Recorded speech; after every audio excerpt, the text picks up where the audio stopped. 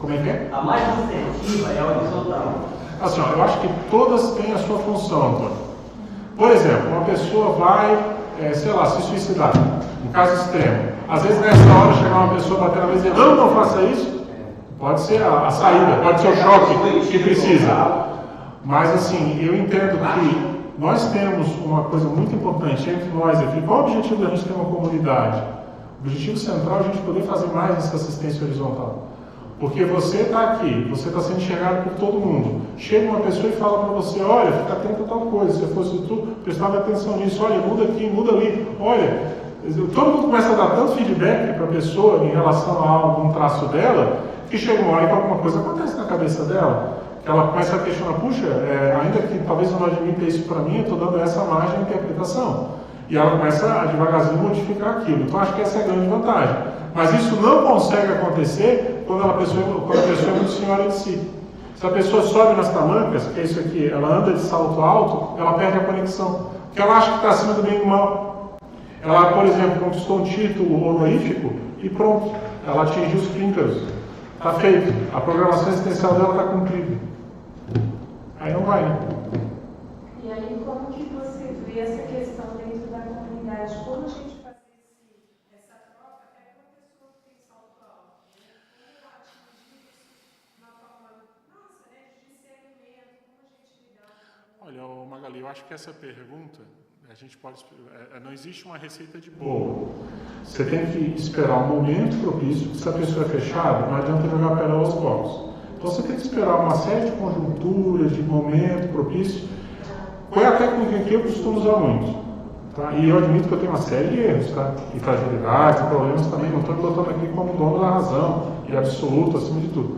Mas assim, a técnica que eu uso eu dou a deixa. Eu falo alguma coisa que é como se fosse uma isca, muitas vezes.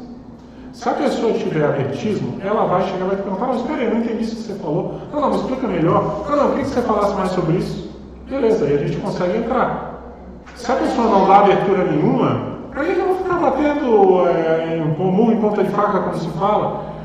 Não adianta. É aquela história que eu conto do professor Valdo, que a gente foi participar de uma cariação super crítica. Ele, na véspera, tinha botado para a gente ver um papel com 30 itens, uns 30 itens, coisas seríssimas, para falar para outra pessoa, e ele me perguntou a opinião sobre aquilo ali. E eu li e achava cada um item mais sério que o outro, numa escala crescente, numa argumentação lógica, e eu só consegui, o professor Valdo pediu um retorno meu, eu só consegui falar para ele o seguinte, professor Valdo, acho perfeito o que o senhor está falando, concordo com tudo que está aí, e falo mais, para mim é só o senhor. Só o senhor que tem autoridade moral para falar e para a pessoa aceitar, porque qualquer outro aí não vai conseguir. Eu falo, não, deixa comigo. Aí chegou lá no dia, na hora, ele puxou lá o papel, falou o primeiro item para a pessoa, e a pessoa, não, professor Valdo, não concordo com o senhor. Não concordo com isso que o senhor está falando, por causa disso. Aí um monte de... que podia, claro, está certo, está errado, é a visão dela, mas o fato é que ele deu um contra na primeira observação. Aí o professor Valdo pegou o segundo item na lista. Né? Mas eu acho que também tem tal coisa. E a pessoa deu contra de novo. Não concordo com isso aí também. O senhor está com uma abordagem errada, o senhor não viu isso, aqui, sei lá, deu contra. Aí o Valdo falou a terceira vez, a pessoa deu contra de novo, mais veemente ainda. Não, pessoal, de jeito nenhum. De onde tu tirou isso? Não concordo, absurdo, não sei o quê, e tal. E aí, nessa hora, a pessoa perguntou, mas quem mais, professor Valdo? Aí o professor Valdo, não, tudo bem. Eu tinha que falar era isso. Aí dobrou o papel. Gente, eu tinha lido o papel. Eu sabia que tinha lá de um monte de coisa, e muito mais sério que aquilo. Aí só dobrou, botou no bolso. E aí a pessoa ainda perguntou, mas o senhor não tem um monte de coisa no seu papel, não tem uma coisa escrita? Não, são questões pessoais, não, porque eu tinha que falar, eu falei. Aí não deu outra, né? Depois, quando terminou, fui lá perguntar para ele, pessoal, o senhor chega e me mostra uma lista, tinha uma escala ali, nossa, eu tinha que falar aquilo ali tudo, o que o senhor não falou? Aí ele me olhou e falou assim, César, de que adianta fazer isso? A pessoa não está aberta, a pessoa não tem abertismo. Não adianta ficar jogando pelo aos poucos, tem que esperar um momento propício. Senão você só vai arrumar inimizade. Vai bater na parede, Isso são coisas que fazem a gente refletir, né? Pensar. Gente, em casa tem 32 pessoas assistindo. E aí, o que mais que quem falou aqui? Vamos ler aqui.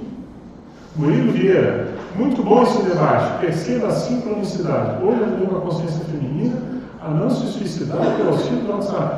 Entro aqui e vejo o César Cojari falando disso. Olha aí, chefe, parabéns. Eu acho que é isso aí. Todo mundo ajuda quem pode ajudar, né? Vamos embora. O que mais de ideias aí? Você podia falar aí, interior. Qual a página? Você tem experiência com viagem? Página 3. Vamos lá. Então, página 3. Vamos ler aqui, vamos juntos. Página 3. Foi classificada interiorose. São anotações pessoais com base na fala do professor Valdo, da tertúlia Condomínio Cosmopolitano, especialidade em intrafisicologia, 18 de janeiro de 2010. A interiorose só sai através da dronomania. A pessoa tem que começar a viajar, tem que mexer dentro da geopolítica, na geografia para ela avançar. Hoje, nem a internet, nem a TV, nem o cinema anularam a necessidade da pessoa viajar. A viagem é insubstituível em termos de abertismo consciencial. Nada melhor do que quebrar a cara direto. É melhor do que imaginação, literatura, trucagem de cinema. Acho que isso aqui é um pouco de tudo que a gente já comentou até hoje, né? A gente falou no Calipim no passado, por exemplo, por mais que a gente tentasse aqui reproduzir com vídeos, imagens, lá da Dinamarca, da Suécia, da Noruega, né, da Escandinávia, o fato de você ir lá não tem nem comparação, porque é a questão da imersão dentro do holopensene, o contato direto com as energias, com as culturas, com as pessoas. Então, a gente tem uma técnica antiga da Conscienciologia, o professor falava muito isso na época lá da Invexis, né, Lógico? Que é qual é a melhor técnica, uma das melhores técnicas para a pessoa sair do porão consciencial. Qual é? Viajar. Entendeu? Então eu acho que a viagem ela tem muito disso, de forçar você a sair da interiorose, ir para o abertismo, né? Que é o exemplo de Oman, que a gente tanto comentou. O Lógico quer falar, e eu acho que o Jeff podia falar alguma coisa também, porque ele conhece bem essa parte internacional aí. Fala, Lógico. Que a viagem deve ser sempre atrelada à assistência ou pesquisa. Não simplesmente viajar como um turista que vai lá só ver e tal. Então, deve sim, mas ele sempre falou isso. Nunca viajar só como turismo. Perfeito. Então, por exemplo, a viagem que vocês fizeram teve muita pesquisa, se transformou, né, em assistência quando vocês fizeram a apresentação aqui, para as pessoas levarem isso em consideração. Perfeito. Mas, Jeff, você que é um cara, um globetrotter da Conscienciologia, que viaja direto por todos os continentes, que tem aqueles cartão ali especial, que entra em tudo quanto é sala VIP. O pessoal viaja de executiva. Fala aí, não, olha, esse contato com culturas diferentes, isso é importante. Se você quer abrir sua cabeça, esse é o tipo consciencial, né? De uma forma que realmente você não tem como evitar. Se você está lá naquela cultura diferente, você vai mexer com você.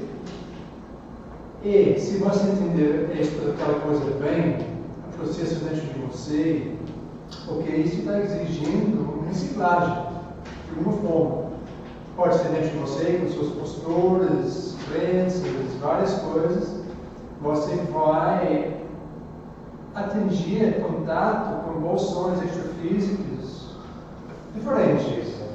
E se você entra mais nesse mecanismo, os processos que exigem energia, perfil, as coisas que você tem, você pode ser inserido naqueles processos do mecanismo. Se não, é difícil. Quando eu fui para a África aquela vez, passei alguns meses lá, o processo que eu entrei, extrafisicamente, multidimensionalmente, foi muito diferente do que possível aqui. Em parte grande, por causa de proximidade física. Ou seja, não, eu estou estudando na África, eu posso ajudar da mesma forma, estudando aqui na biblioteca, não funciona. Se você fica lá, você tem a chance de fazer várias coisas que a distância é muito mais difícil, pelo menos para mim, no nível de desenvolvimento, está lá. Então, uma coisa muito bacana.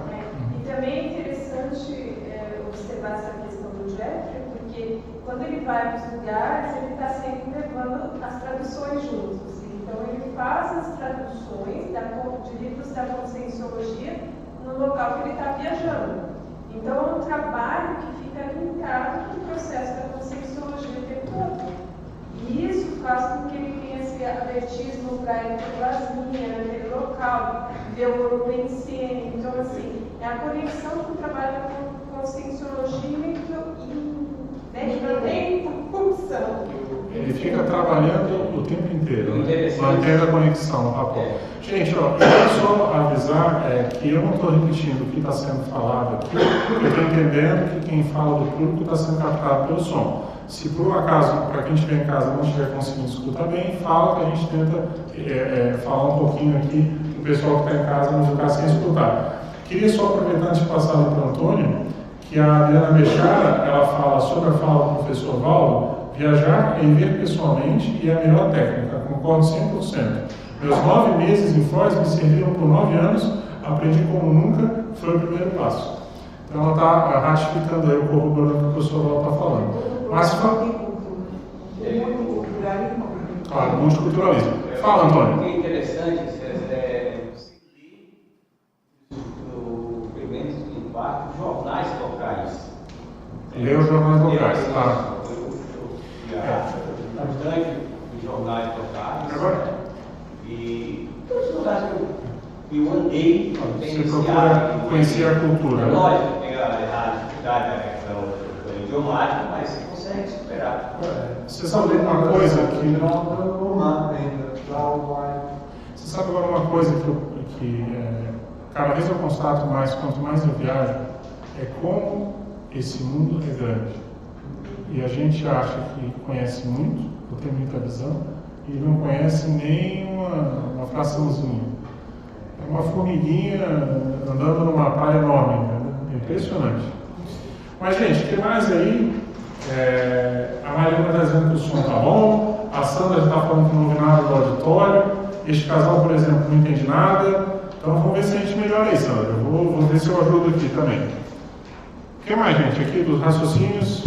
Fala aí, doutora. Eu queria compreender melhor essa item do sadomasoquismo, página 5. Página 5.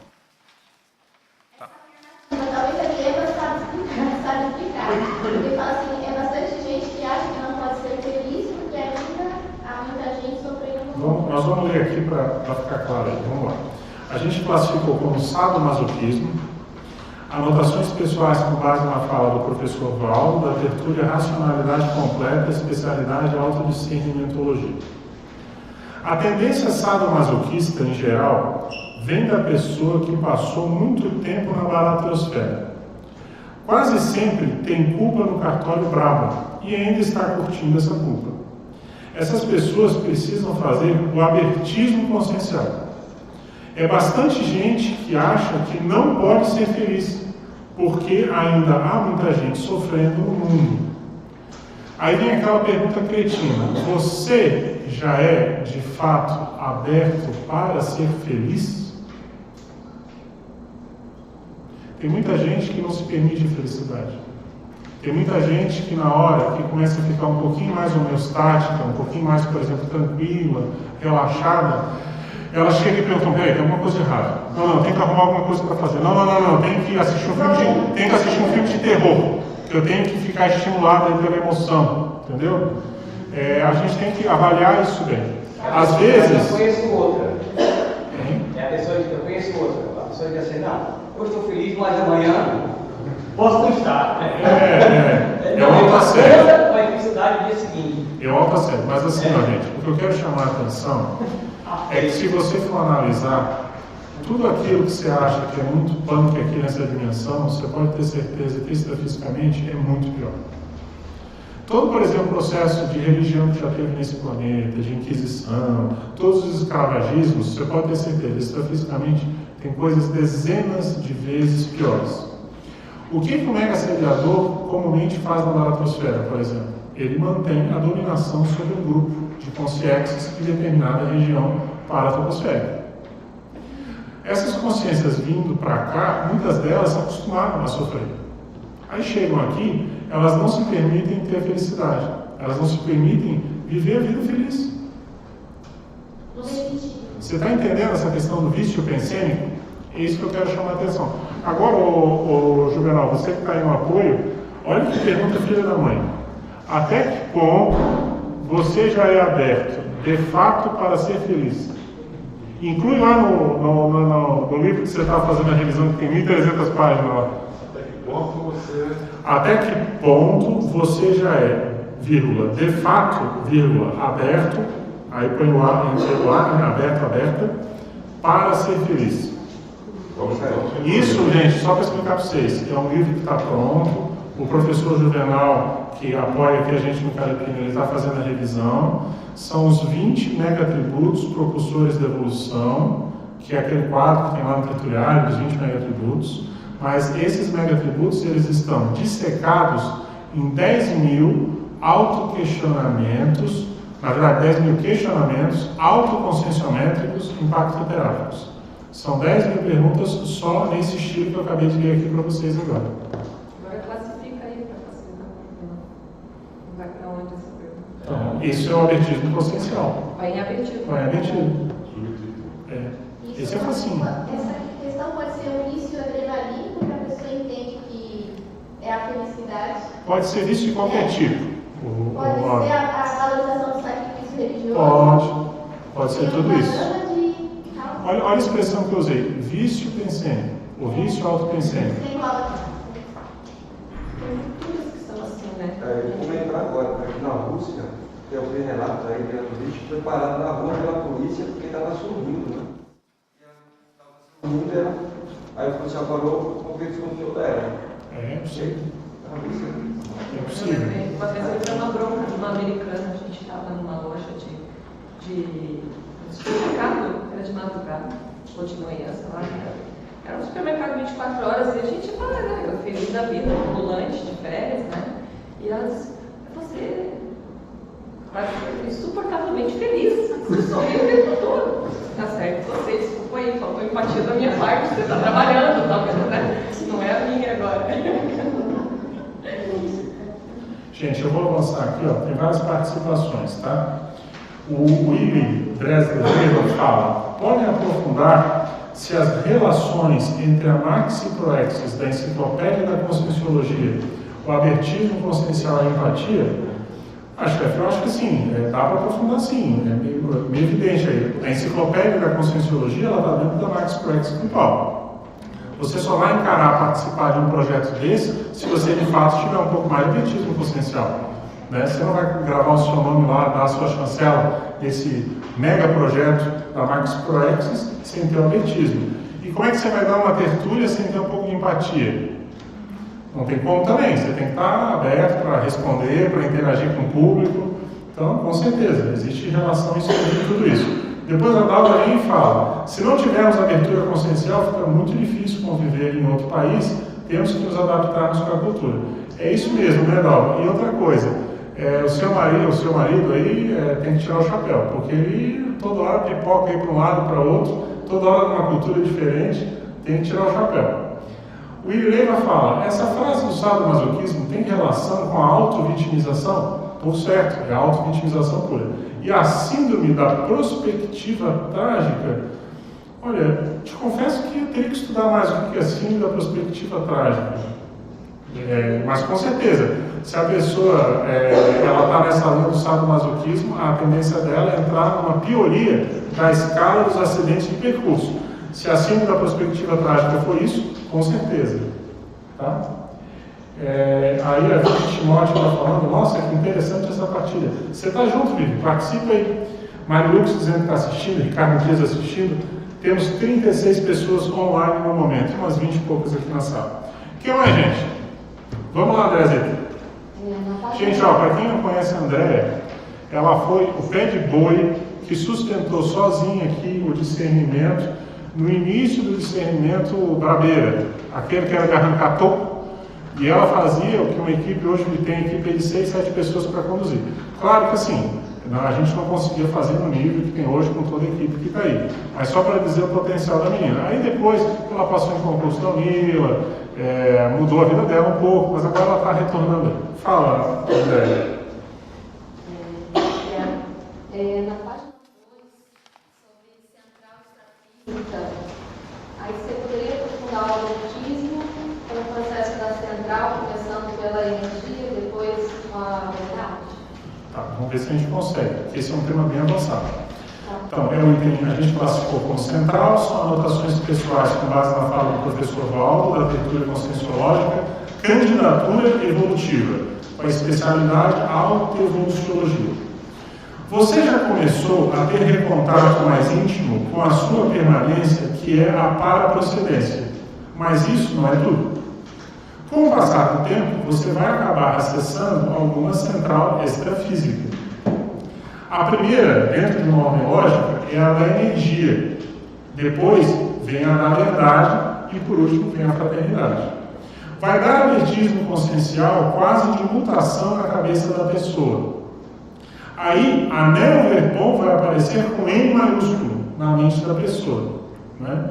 Então, o que a gente quer chamar a atenção com esse raciocínio aqui? É que, na verdade, o abertismo consciencial maior, ele acontece nessa interação com o extrafísico, que é essa visão curva atrás do morro.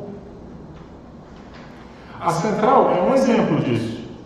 E você não consegue acessar a central extrafísica já de pegada, é muito difícil. Só se ela tiver uma fórmula pensêmica muito boa, a tendência dela é ela começar primeiro mobilizando, quem estiver em casa tendo contato com a conscienciologia a primeira vez ou as primeiras vezes.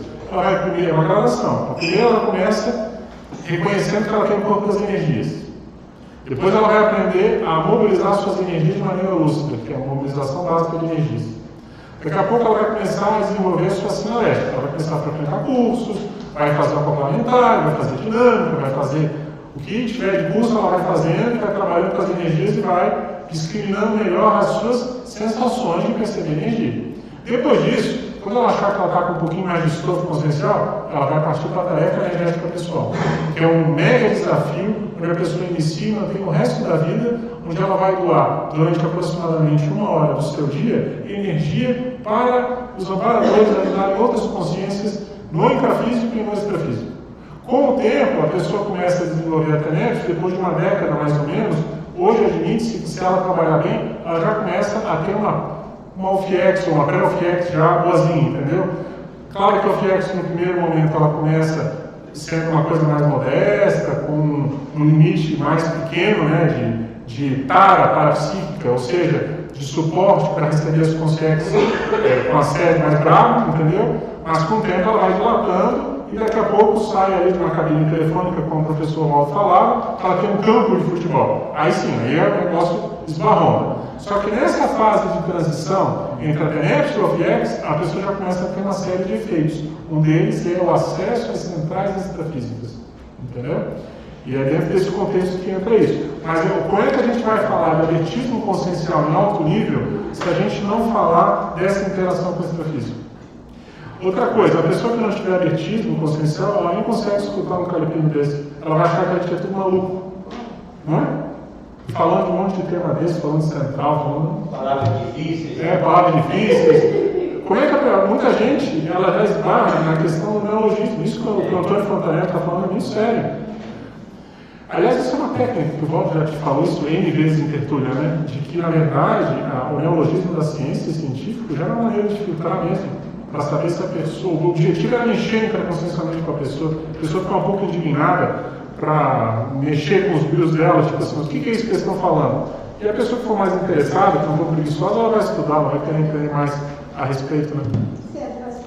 Fala aí, Terezinha, depois Magali. Eu queria entender porque é uma ordem que fala que a energia depois virá da verdade. É uma ordem que vai acessar as energias, ficou bem aí toda essa central. Mas por que a segunda, dá para entender que seria da verdade, não pode ser outra? Olha, eu vou reproduzir aquilo que eu escutei em algumas tertúlias que o professor Valdo abordou. Tudo começa pela energia. Até aí, beleza. Depois da energia, você começa a acertar as verpons. Acessar as verpons. Quando a gente fala da verdade, são as verdades relativas de ponta. Você vai começar a acessar as ideias novas.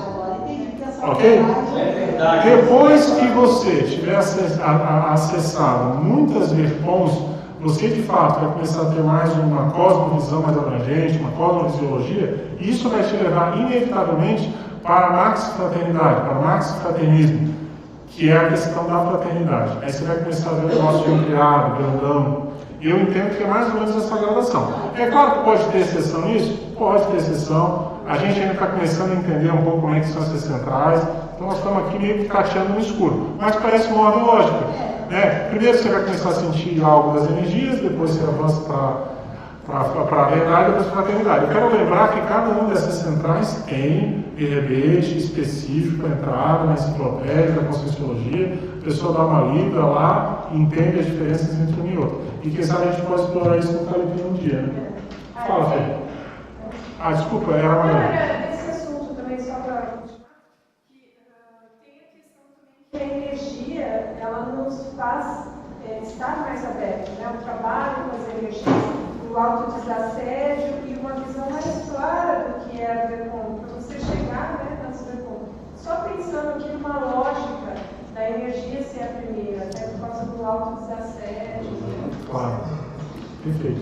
Fala, Fê. Eu vou comentar aqui uma coisa que... Pode falar mais alto. Uma coisa que eu acho que pode ajudar a entender essa questão da central extrafísica da energia é a mega-euforização, que tem verbete também. Então, eu vejo muita relação entre o fenômeno da mega-euforização e da auto-mega-euforização com a central extrafísica, porque, na verdade, o acesso com a central extrafísica de energia, o professor mesmo fazia aquele evento da mega-euforização na época do tertuliário. Então, ele muitas vezes tinha um rapport ali com a central extrafísica e consegue qualificar o que significa essa questão de expandir a cabeça da pessoa, né? Porque a pessoa está cheia de energia e começa tudo, dentro do princípio desse autodesassédio, né? Começa tudo as sinapses a aflorar e dar espaço para reconfigurar uma série de sinapses. Até compreender a Vercom de uma forma concreta, não a Vercom que assim, maquiada com o que ela entende hoje, né? A Vercom de fato. Depois que acabar esse assunto, eu quero entrar no outro que era a minha pergunta. Não, tranquilo. Sobre esse tema, eu queria falar uma coisa só. Fala aí, Thiago, depois eu fecho. Não, seria interessante esclarecer para a gente o que seriam essas centrais extrafísicas, se é um local no extrafísico, se é, por exemplo, está no centro da galáxia, onde elas estão localizadas, não uns detalhes técnicos. Olha, eu vou te falar, eu assisti todas as tertúlias presencialmente que o Valdo abordou esses verbetes. Então ele comentava que, na verdade, cada comunidade extrafísica mais avançada, quando você pega, por exemplo, o Pombal, a Interlúdio, todas elas têm uma central, no mínimo. Dependendo da Comunex, ela vai ter 2 ou 3 centrais, e essas 3, pode haver outros tipos de centrais além dessas 3. Mas pelo que eu entendi é o seguinte, é um local mesmo, extrafisicamente, de onde emanam as energias, ou as ideias, os assuntos relacionados àquele tema, entendeu? Agora, o que eu acho que é muito interessante quando a gente fala disso, é que a pessoa ela tem que ter as suas experiências pessoais, para sair do campo da mateologia e ir para o campo da prática. E a minha sugestão, que isso aí não dá para ser recomendado para quem é jejum e novato. A pessoa só vai começar a entender isso para valer se ela praticar TENEPS, e no nível Japãozinho. E ela começa a entender nitidamente a diferença entre uma central e outra, se ela estiver já fazendo TENEPS há um tempinho, ela consegue entender. Porque olha só, é um monte de coisa parecida, mas é diferente. Você tem a energia das centrais, você tem a energia dos serenões, das consciências mais avançadas, dentro da escala evolutiva que a gente estuda. Você tem a energia, por exemplo, do mantra. Você tem a energia da Comunex, de onde você egressa, da sua paraprocedência, que isso é muito potente. Você pode evocar a energia do seu curso intermissivo, que de certa forma não necessariamente está dentro da Comunex diretamente. Então assim, é um monte de, parece variantes do mesmo tema, tudo nuances, mas é tudo muito diferente do outro, e com o tempo você começa a discriminar nitidamente, entendeu? E como é que você vai fazer essa discriminação de maneira prática? Cada um deve provavelmente desenvolver suas técnicas. Mas eu, quando eu sinto a inspiração dos amparadores, que eu estou lá exteriorizando energia na TENEPS, eu procuro acessar Procura ficar aberto às inspirações e procura acessar livremente. Vem a inspiração, ó. Procura conectar com a central extrafísica de energia, ok? Vamos tentar conectar de alguma maneira e ver se a gente evoca essas energias e utiliza isso a favor da assistência, entendeu? É assim que eu uso, tá? E eu acho que com isso a pessoa vai estabelecendo o link, a conexão. Daqui a pouco ela tem um telefone vermelho, né? Que nem quando você, por exemplo, quer fazer o EV, que você chega e depois de muito tempo você já pensa meio que em EV, se é meio que automático, você já faz. EV é o estado vibracional, quem estiver assistindo em casa, é uma técnica da conscienciologia bem importante para trabalhar com as energias, né? Então, assim, da mesma forma que o EV, você tem acesso à central, você tem uma série de coisas, sem falar na sua fórmula pensênica, tá? Porque assim, que é outra coisa que eu acho bem séria, quando você reconhece que você é personalidade consecutiva, que você sabe exatamente quem você era, que você reconhece a equipe com que você trabalhava, você consegue fazer a vocação dessa equipe, ou dessa energia, ou desse padrão. Aí é um outro viés, que é outra linha de trabalho, e é assim, é uma cachaça positiva, né? Você tá certo.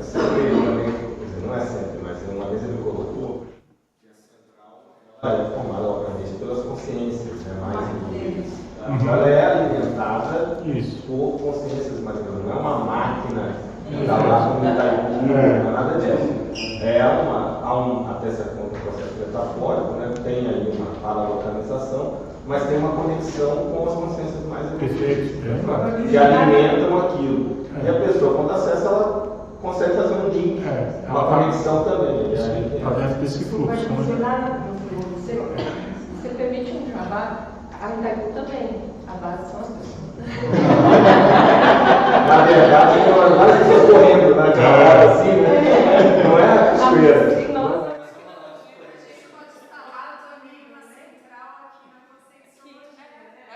Agora, gente, esses assuntos eu sei que para muita gente pode parecer, eu quero falar também o pessoal que está em casa.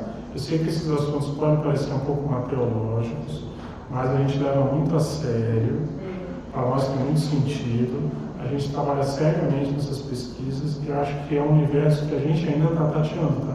A gente não tem resposta para tudo, mas a gente está ainda formando sinapses. Mas eu acho que o primeiro passo é isso, é conversar mais, compreender mais e começar a exercitar mais para entender mais, para conversar a respeito. Fala, Jefferson. Não, neste livro, né, é coisa que vale a pena chão, porque a primeira frase, para mim, é introdução de autoconhecimento e recuperação das contas, né? Então, se você tem mais autocontato e tem uma autenticidade maior, você atendia esse primeiro passo que ele está falando sobre a carga de procedência. Então, com isso, você pode ter um lampejo, uma ideia da realidade de você, que talvez pode ser muito além do que você acha, em termos de qualidade e carga de procedência. Sabe? Então, isso já pode fazer um mexido na sua cabeça, com esse documento de lucidez, de autoconhecimento, você tem mais chance de entrar em afinidade com esses centrais de pesquisa. Perfeito, é isso mesmo. Gente, ó, quem não estiver escutando bem em casa, o Jeff tem que dar um desconto, que ele fala com um sotaque bem carregado, e às vezes a pessoa acha que não está escutando, mas é o sotaque dele que é carregado mesmo, tá? Mas, você conhece aquele IBM Via Voz? É um software que tem, tipo assim, dessas maquininhas que lê, que você digita. Às vezes você tem uma voz metálica que parece que é um software que está lendo, engraçado. Mas, ô Magali, fala aí.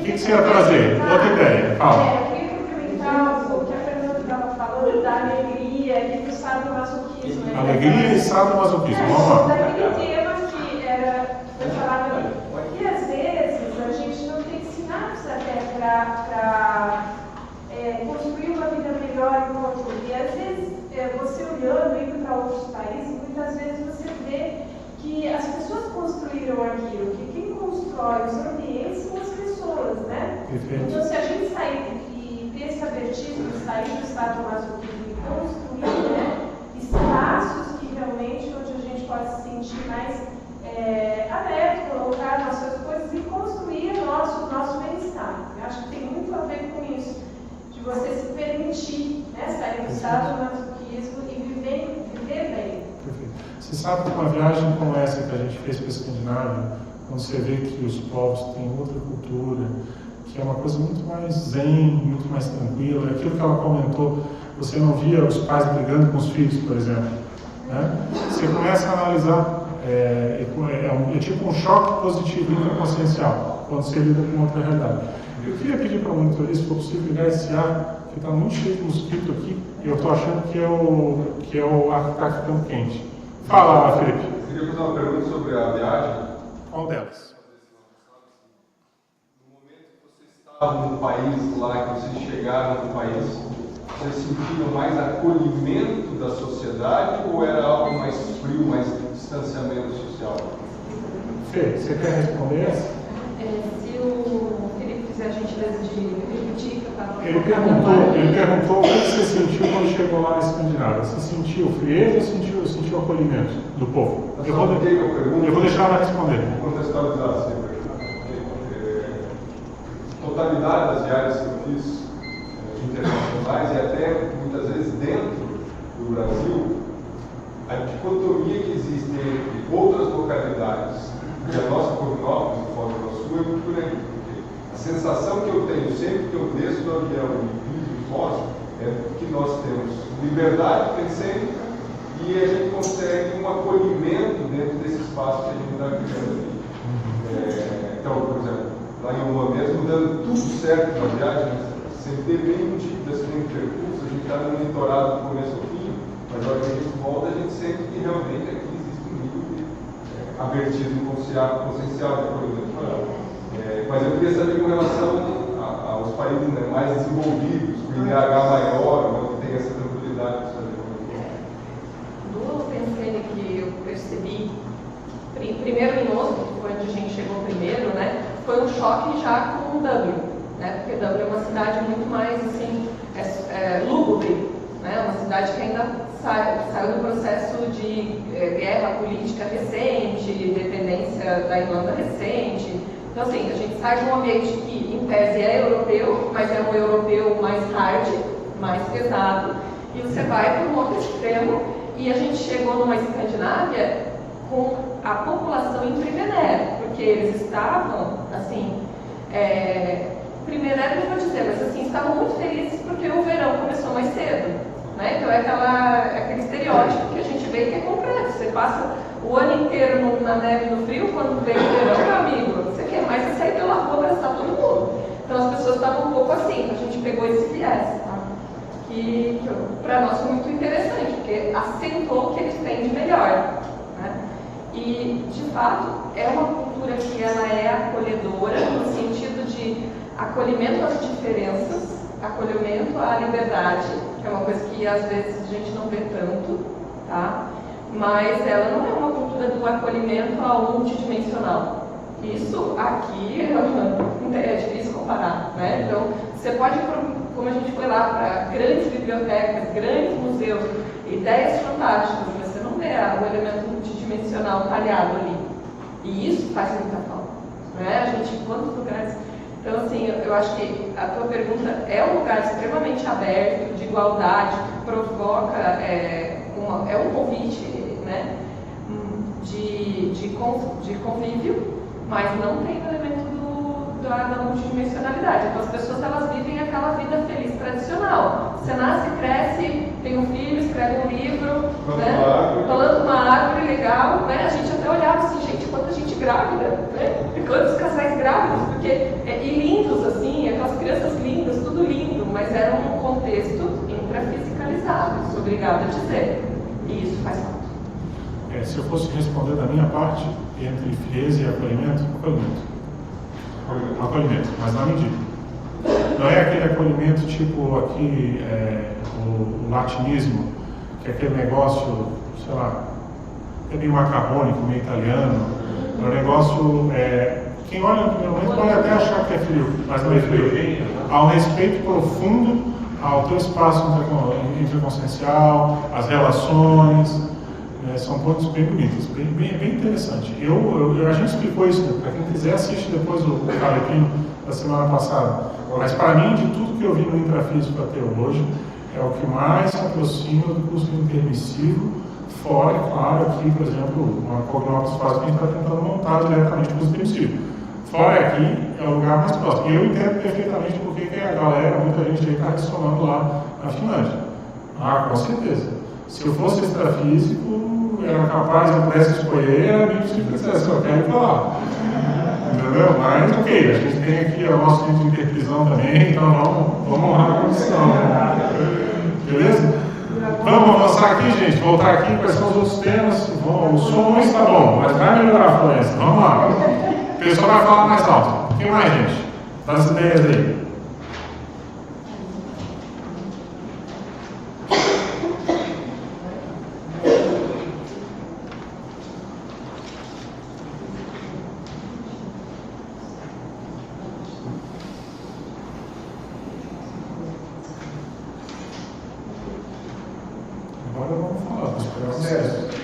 Voltando um pouco essa questão das centrais extrafísicas, o Michel Drake, um biólogo inglês, ele chegou a rascunhar alguma coisa na década de 80, onde ele falou dos campos morfogenéticos.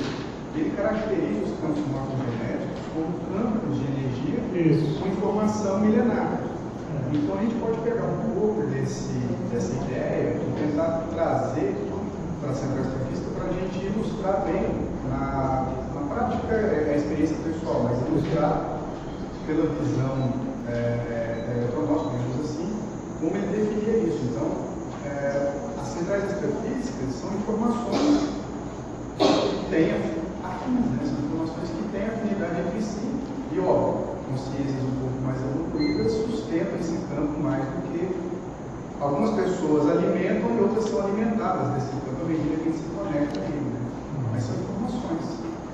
Para quem está em casa, esse som ficou ruim, o Fabrício está chamando a atenção que o Rupert Sheldrake, que é um pesquisador bem famoso e autor de livro, ele falava de campos de energia, campos morfogenéticos, isso?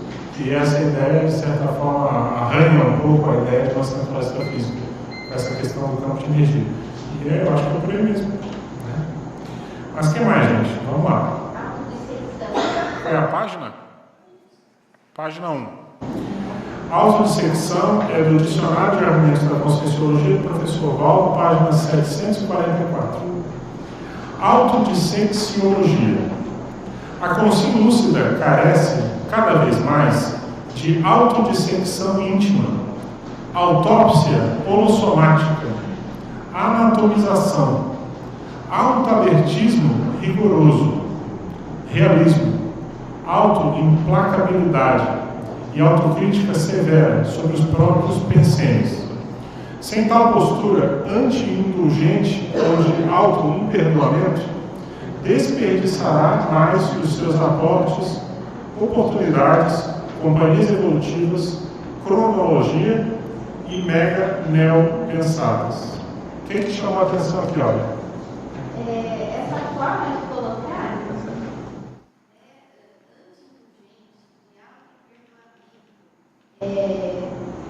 severa, né? Autocrítica severa. Isso aqui está uma forma bem enfática, né? De colocar, bem dura. Bem dura. E paradoxalmente, para conseguir fazer, você precisa o máximo de aterrismo possível, né? Ele trabalha com paradoxo nesse raciocínio. Mas, na verdade, eu acho que o raciocínio é o seguinte: como é que você vai conseguir fazer uma autoconscienciometria no osso, na fímbria, né, como o professor Valdo falava, da sua realidade interconsciencial, se você não tiver alertismo para se aceitar? Se você fica, na hora de fazer, por exemplo, um conscienciograma para rachar, para valer, você fica botando um monte de anteparo para se proteger e fazer um monte de justificativa, não, sabe? E a pessoa vai se protegendo de tudo quanto é jeito, ela não consegue avançar. Então, por isso que eu acho que essa severidade que você coloca aqui, né? Essa autocrítica severa, é um traquejo que a gente tem que adquirir conosco mesmo, no sentido de ter um amor próprio, né? Uma autoestima bem embasada para a gente conseguir abrir de fato e chegar nisso.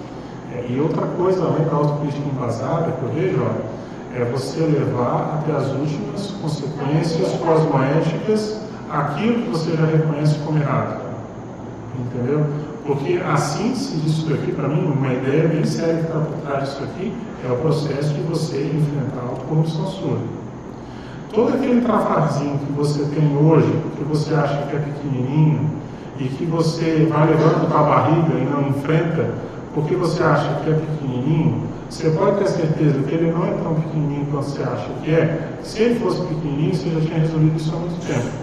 A tendência dele é ser um iceberg. Tem uma pontinha para fora, que você acha que é só aquilo ali, mas tem uma raiz multimilenar, hipercomplexa. Se você entra por aquilo ali, é um campo de trabalho enorme com você mesmo, entendeu? E você só consegue fazer isso se você levar a sério esse auto-enfrentamento. Se você chegar e botar panos quentes, não muda nada.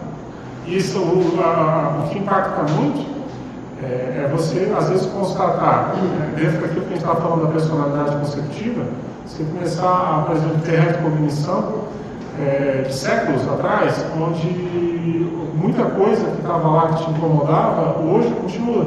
Passaram, às vezes, 5 séculos. Então, muito tempo passou, mas pouca coisa mudou. Isso é uma coisa que impacta, né? Porque quando a gente fala de retrocognição, geralmente a pessoa quer ver muito o que ela foi, né? Se ela foi uma rainha, um rei, as conquistas positivas, mas tem toda essa análise, né? Da intraconsciencialidade, dos furos que a pessoa tinha. Então, às vezes, você vê ali que passaram séculos e, nossa, você mudou muito pouco. Dentro daquela linha... e continua sustentando a autoimagem errada. E dentro dessa linha de temperamento tem uma coisa que muda, né? Então, eu vou dizer para vocês, é um alto desafio. O grande objeto de pesquisa que eu vejo é como adquirir esse estudo para a pessoa conseguir aprofundar mais e mais na auto-pesquisa, que ela própria vai ter que fazer. Então, ela tem que adquirir todo o potencial para conseguir dar passos adiante. Perfeito. E esse é um campo. Gente, eu acho interessante assim, Clarice. O Fertê está dizendo, estou no Canadá, o som está ótimo. E eu acho interessante que assim, aqui já viu gente da Suécia, gente do Canadá, gente de Lisboa. Eu fico pensando assim, 7 horas a mais. A Suécia eu acho que é 7 horas a mais, nem 6 horas a mais. Gente, lá é tipo 1 da manhã. Entendeu? Então assim, a pessoa tem que querer realmente estar lá, assistindo 1 da manhã. Isso é bacana, é interessante ver isso. 1 da manhã para ir para a segunda. Poxa, ir para a segunda. Olha, eu quero dizer, gente, eu me sinto honrado, em nome aqui do Calepim, em nome de toda a equipe que é envolvida com esse trabalho, em nome dos presentes também que vêm aqui prestigiar e contribuir com a atividade. A gente se sente honrado com essa participação do pessoal de fora, que ajuda a gente, mantém. Nós temos aí, 37 pessoas. Agora tem mais gente lá do que gente aqui. Vocês verem, né? É uma coisa interessante de ser pensado, né? De ser visto. Aqui nós devemos ter 20 e poucos até agora. 5 horas ou mais. Agora em mão. 5 horas. 5 impressão 11h30. Então agora em mão é 11h30. Obrigado. Página 5. Página 5. Projeciologia. Vamos lá.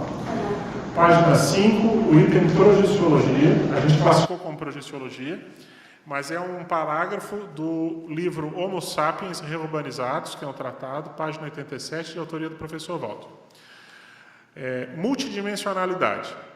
Para bilhões de consciências, a multidimensionalidade das consciências ainda é incógnita, fantasia ou visão alucinatória. Poucas consciências mais despertas conseguem vivenciar lucidamente as múltiplas dimensões conscienciais e compreender os princípios, implicações e resultados concretos à disposição de quem tenha gabarito evolutivo para decifrar os componentes dos códigos transcendentes. A projeciologia é porta do abertismo consciencial. O que te chamou a atenção, Terezinha, nesse raciocínio?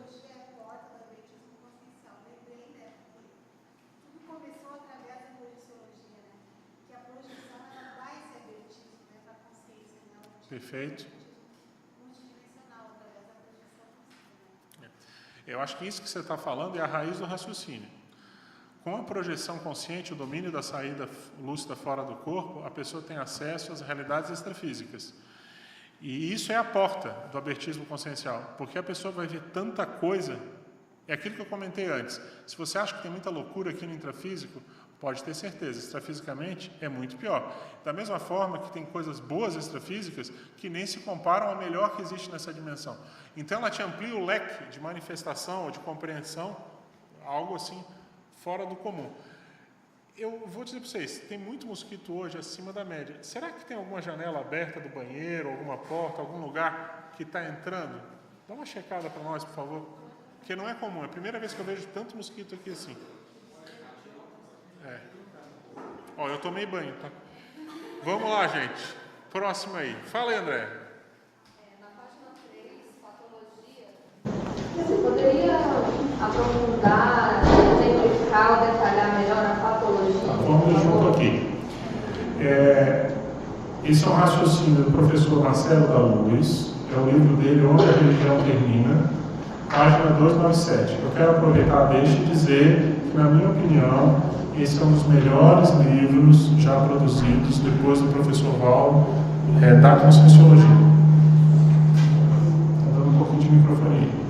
Vamos ler junto. Quando a consciência se permite o benefício da dúvida e se dispõe ao abertismo consciencial, os maiores agentes de impactoterapia acabam sendo os próprios fatos históricos e cotidianos.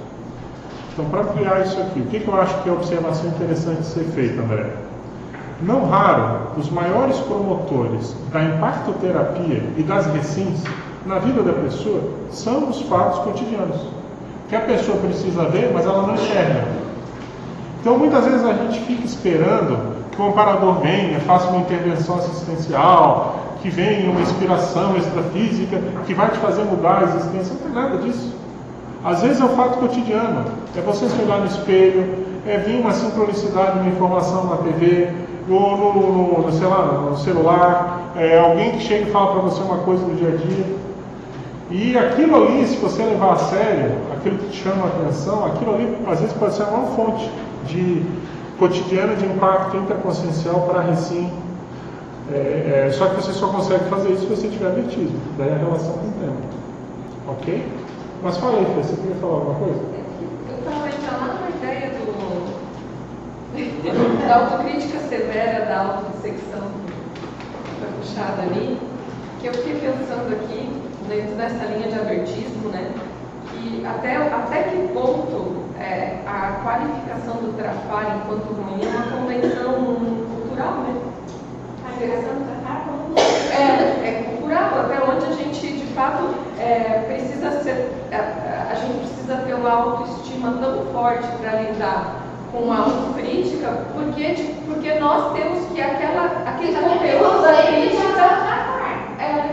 Então, se a gente conseguisse, às vezes, desconstruir, dramatizar esse elemento de crença cultural, né, que muitas vezes eu vejo que está muito afinado com uma história religiosa da nossa nação, do entendimento da educação, né, que aquilo é um processo natural, aquela é a dinâmica, né, tem o Trafar, porque todo mundo faz parte do todo, porque é o todo, Então essa questão um elemento que pode ajudar é trabalhar a autoestima.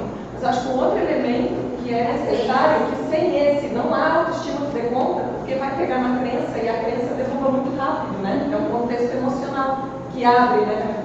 Constrói aquilo ali. A pessoa se desestrutura antes mesmo de lembrar que ela tem autoestima. Porque pega direto, então tem que olhar se não é um contexto de crença que está sabotando. Eu fiquei pensando nisso. Às vezes, se a gente desdramatiza, nem precisa ser tanta autoestima assim. Verdade, tá bem com consequência. Olha que bacana, olha como eu estou 10, eu estou trabalhando para outra parte. Sim. Gente, eu queria chamar a atenção aqui para um raciocínio na página 5, que é a questão da parafenomenologia. São anotações pessoais com base na fala do professor Valdo, da tertúlia Omniproporcionalidade, da Holomaturologia, dia 20 de março de 2010. Tudo na vida tem gargalo, e quando passamos, entra na fase do abertismo. Parece que os fenômenos também são assim. Projeção chega em um ponto em que a pessoa faz a vontade, da mesma forma a desperdicidade. Nesse caso, o assédio predominava milênios na pessoa. Daí chega na condição em que não tem mais assédio direto brabo e a pessoa domina a si mesma. Por que a gente quer chamar a atenção para esse raciocínio? Na verdade, o abertismo consciencial para valer, ele só vem depois dessa fase do gargalo da interprisão, ou da interprisiologia grupo kármico, que no nosso entendimento ele só é alcançado um pouco mais quando a pessoa alcança a dispersidade. Então, o que a gente quer dar de sugestão, ou de ideia, ou de inspiração, é que se você está passando por muita dificuldade na sua existência, na sua vida, não desista. Não há assédio, não há condição crítica, não há condição difícil que persista, que sustente, se a pessoa se mantém cosmoética, firme nos seus propósitos, trabalhando com as energias, sendo cosmoética, com seus amparadores. Não existe nenhuma situação assediada que persista a isso. Então, fique firme. Isso é muito sério, porque a gente vê que hoje tem muita gente que sofre com isso, na fase da interprisão grupo kármica. Isso aí é bom uma pessoa pegar lá a parte final do Tratado de Projeciologia para entender isso, que são as fases do curso grupo kármico. Esse aí é um dos melhores capítulos do Tratado de Projeciologia. Dá uma olhada lá e entende bem isso aí, que vale a pena. Isso também. Assim, isso também passa, é isso mesmo. Eu tenho, gente, inclusive eu posso trazer isso para um outro dia aí, eu tenho uma seleção, na minha opinião, dos melhores capítulos de todos os tratados da Conscienciologia.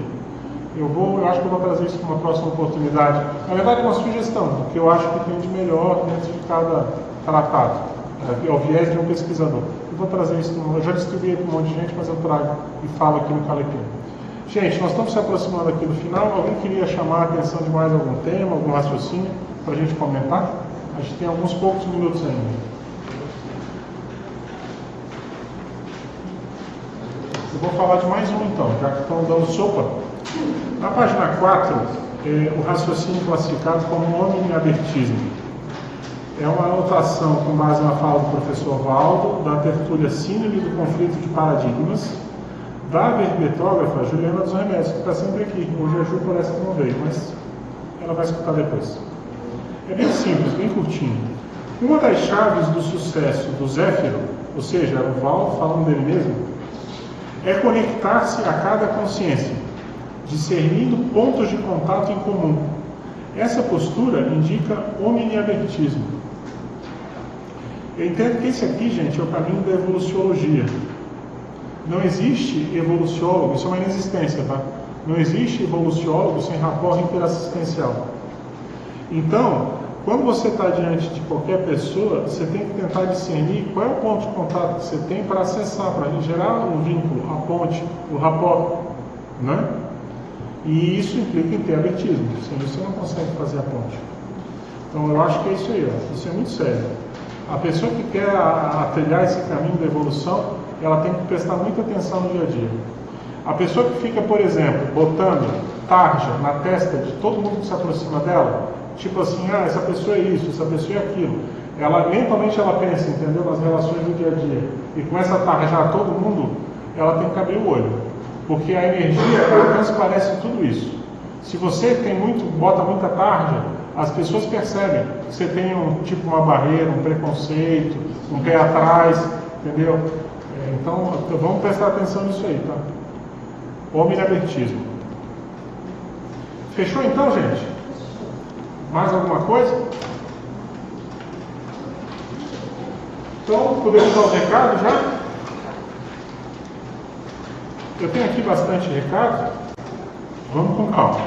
O primeiro deles é avisar que no Vila Consciência Asa Sul, nós ainda temos 7 lotes da AIEC que estão sendo vendidos em 120 parcelas de 120 meses, ou seja, 10 anos, sem juros, só correção pelo IGPM. Então, para você ter uma ideia, um lote de 415 metros quadrados, a prestação está dando menos de R$1.000. 440 metros também está dando menos de R$1.000. Se a pessoa tiver interesse, entre em contato aí com a gente, com a IEC. E quem quiser pegar aqui pode pegar a folhinha com as informações. Outro dado que eu queria passar para vocês, que é bem sério, quem estiver vendo aí em casa, a gente tem agora a TV Cognópolis, que é um protótipo, uma ideia da gente ter uma TV da Conscienciologia. Então nós fizemos um alinhamento aí essa semana, onde a gente está caminhando cada vez mais para ter conteúdo 24 horas de Conscienciologia, caso seja possível, e vai ser possível, a gente vai chegar lá. Então nós estamos resgatando as tertúlias, estamos resgatando os cursos antigos, palestras do Valdo, curso do pessoal antigo, e vamos gravar conteúdo, o Calepino vai estar lá, nós vamos começar a gerar um conteúdo 24 horas de Conscienciologia. Quem quiser assistir, esses canais eles estão na net aqui de Foz, em HD, em sistema analógico também. Quem quiser assistir entra no tvcognópolis.com.br. Mas eu quero chamar a atenção que hoje, domingo, daqui a pouco, às 8 horas da noite, vai estrear as tertúlias tratadas digitalmente do professor Valdo, entendeu? Então nós estamos pegando aquelas tertúlias que foram gravadas dentro do tertuliário, dentro das possibilidades aplicando filtros para melhorar a qualidade de imagem, e isso está indo para uma televisão em alta definição. Estreia hoje e vai ser, a partir de hoje, todos os dias, às 8 horas da noite, vai ter no site tvcognópolis.com.br tertúlias do professor Valdo, ou de outros autores também, mas a princípio a gente vai começar a pegar mais do Valdo. Eu acho que vale a pena a pessoa que estiver fora e quiser acompanhar. Outro recado importante que eu quero dar é de que nós temos a rádio, né, que também opera no site semprerci.com.br. Nós temos vários programas interessantes. O destaque é o programa da professora Malo, que todo sábado, às 11h30 da manhã, aborda durante 1 hora uma entrevista de Conscienciologia. Quem tiver condições de indicar para a gente anunciantes, a gente está precisando. Outro recado importante que eu quero avisar: a gente lançou a edição Príncipes da obra As Senhas de Charlotte, que é uma adaptação para história em quadrinhos do livro Cristo Espera por Ti, mas incluindo outras histórias em paralelo, como, por exemplo, o encontro do professor Valdo com a monja, quando criança, o professor Valdo no tertuliário, um monte de coisa bacana e interessante. É uma edição de luxo. A gente já vendeu 120 e poucos exemplares dos 500 que a gente colocou à venda. Então, se alguém tiver interesse, entra no site shopcons.com.br ou vai lá na Epígrafe. Custa R$280, pode ser parcelado em 4 vezes. É uma edição histórica, de luxo, vai ser única, bonita, uma folha A3, colorido, show de bola. Minha opinião, imperdível. Quem não adquirir vai perder a oportunidade e vai ficar chupando o dedo depois. Quero pedir a todos que estiverem em casa, que já frequentaram o Hotel Mabu Interlúdio, que entrem no site TripAdvisor e também na Booking e façam uma avaliação. Para nós é muito importante. Outro recado: nós vamos ter o curso Reciclagem da Pensanidade Religiosa. Para quem quiser aí rever as suas posturas religiosas e reciclar isso, vai ser aqui na Conscienciologia em Foz, dias 12, 13 e 14 de outubro desse ano. Tem um monte de gente aí participando. Depois a pessoa ela pode aí entrar no site, aqui não diz, mas é o pessoal da Simpar e da CIP, e pode pegar as informações a respeito. É R$350 a inscrição na CIP, tá? Outro recado é dizer que o Léxico de Ortopensatas, que é a última obra do professor Valdo, agora ampliada, com um volume a mais, e misturado com os 2 anteriores que ele tinha feito, também está à venda no site shopcons.com.br e na Epígrafe. Tem uma segunda edição ampliada. A última obra que ele deixou em vídeo encaminhada para a publicação, e o caso está sendo publicado pós-dessoma dele. Esses são alguns recados. Eu esqueci de algum que eu não queria falar? Tudo bem? Então vamos agora ouvir a voz da razão, que são as anotações do Calepino Conscienciológico com o nosso amigo Emerson, que vai vir aqui e vai falar para todo mundo. Gente, está rodando aí direitinho o Facebook? Está bem aí? O meu aqui sumiu. Ah, tá ali, agora eu vi. Então, Emerson, por favor, fala aí. Para apoiar projetos sociais, tem que ter abertismo sobre as necessidades das pessoas. Abertismo é ter espírito mais democrático. Abertismo consciencial é o primeiro verbete da enciclopédia. Se ficar pé da cara, abrir o olho. Se a crítica pega em você, é porque você possui tal traço. Todos temos direito de ter 3% de erro, ninguém é perfeito. Qualquer pessoa que está à frente de um trabalho assistencial sempre bate de frente com um outro, pois não tem como agradar a todos. O maior desafio é manter a união grupal. Para pegar tarefa assistencial sem o requisito do abertismo, não se consegue conduzir. Precisa de respeito interconsciencial, tem a cultura, entre outros. E a chance de ficar assediado é muito maior. É bacana falar de abertismo, mas você é empático? Como ampliar a interassistência sem convívio social? Em comunidade, a assistência horizontal é o essencial, pois aos poucos as pessoas vão mudando. Dar a deixa. Se a pessoa tiver abertismo, dá para aprofundar, pois ela vai se interessar. Não adianta jogar pérolas aos porcos. Tem que esperar o momento propício, quando a pessoa estiver aberta. Viajar força a pessoa a sair da interiorosa, mas não apenas por turismo. A cultura diferente vai mudar, vai mexer com você. Você já é de fato aberto a ser feliz? Muitas consciências não veem sentido em ser felizes, pelo vício autopensênico. Só se assume o Maxi-Proex como abertismo. Sadomasoquismo é auto-vitimização pura. O abertismo maior acontece com a interação com o extrafísico. Pessoas sem abertismo não conseguem assistir nem o calepino. Enfrentar neologismo é sinal de abertismo. Trabalho com energia ajuda a ficarmos mais abertos. Foz do Iguaçu tem holopensene libertador. Como fazer conscienciometria no osso sem ter abertismo para se reconhecer? Levar até as últimas consequências cosmoéticas aquilo que você vê que está errado, evitando a autocorrupção. Em nome dos presentes, nos sentimos honrados pela participação das pessoas de fora. Projeção consciente é a porta do abertismo consciencial. Às vezes, os maiores promotores das recintas são fatos cotidianos, mas para isso tem que ter abertismo. Abertismo consciencial para valer vem ao alcance da desperdicidade. Não há condição difícil que se sustente. Não há condição difícil que sustente se a pessoa seguir a cosmoética. Persista. Abertismo é o caminho para a evoluciologia. Muito obrigado, Emerson. Um bom resumo aí da nossa aula. Gente, finalizando a aula de hoje, vamos lembrar que o próximo Calepino vai ter um especial em Florianópolis, quarta-feira agora. O tema que foi mais votado pelo pessoal lá da Comunidade de Santa Catarina foi Amparo de Função.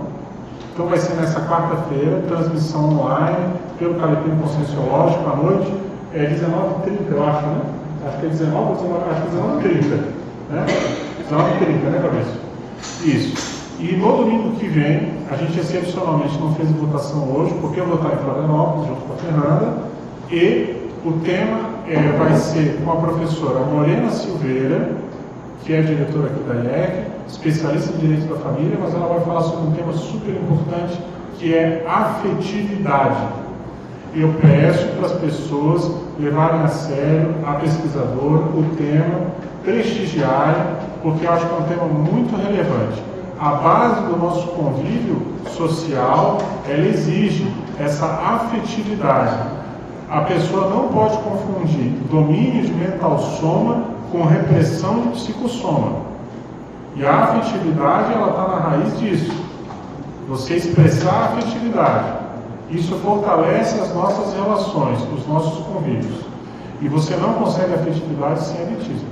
Ok? Expressar a afetividade sem abetismo. Então, gente, muito obrigado a todos mais uma vez. Quem veio aqui presencialmente, prestigiar a atividade. Tivemos aí quantas pessoas assinantes hoje? 25. Eu vi que teve um pico de umas 37, então temos 62 horas oscilantes para cumprir a atividade. Obrigado a todos. Quarta-feira, no Calepino em Florianópolis, Amparo de Função e domingo que vem. Quem quiser bolo, café, chá, tem aqui na nossa sala. Muito obrigado a todos.